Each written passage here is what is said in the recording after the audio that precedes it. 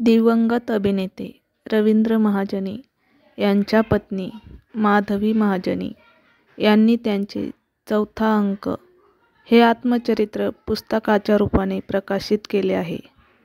29 जानेवारी रोजी पुण्यात या पुस्तकाचा प्रकाशन सोहळा पार पडला. त्यावेळी गश्मीर महाजनी याने या पुस्तकाची प्रस्तावना वाचून दाखवली होती. माधवी महाजनी यांनी हे पुस्तक रवींद्र महाजनी यांच्या निधनाअगोदरच लिहून पूर्ण केले होते.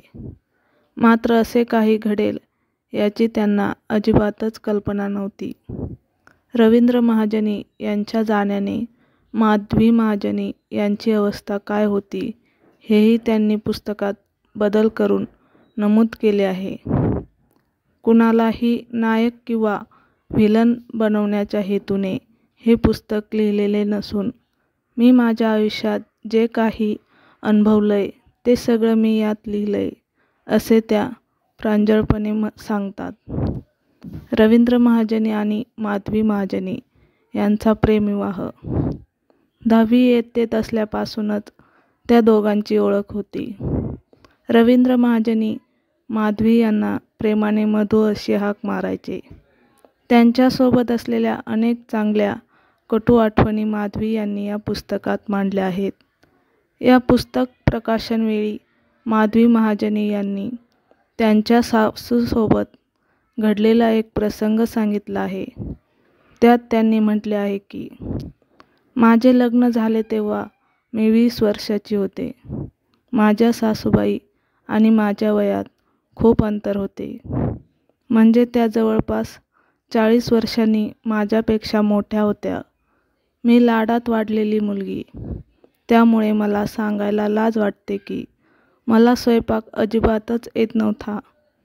साधा चहासुद्धा मला बनवता येत नव्हता. त्यामुळे मी बाकीची कामं करत बसायचे आणि माझ्या सासूबाई स्वयंपाकाचे काम बघायच्या. एक दिवस त्या मला ओरडल्या. काहीतरी इकडं तिकडं करण्यापेक्षा स्वयंपाक कर असे त्या म्हणाल्या. तेव्हा मला त्यांच्या बोलण्याचा राग आला. मग मीही त्यांना असंच काहीतरी बोलून गेले. तेव्हा त्यांनी माझ्या आईला फोन करून बोलावून घेतले. माझी आई लगेचच माझ्या घरी आली आणि आता हेच तुझं घर आहे, ह्याच तुझी आई आहेत असे म्हणत माझे कान पिळले. त्यानंतर काय झालं माहीत नाही, पण माझ्या सासूबाई आणि माझ्यात मैत्रिणीचं नातं तयार झालं. इतकं की त्या माझ्या मैत्रिणीबरोबर गप्पा मारायला, फिरायला, सिनेमाला येऊ लागल्या. आपलं चुकलं, सासूबाईंशी आपण चुकीचं वागलो अशी प्रामाणिक कबुली माधवी महाजनी यावेळी देतात. हे सर्व प्रसंग माधवी महाजनी यांनी त्यांच्या चौथा अंक या पुस्तकात नमूद केले आहेत.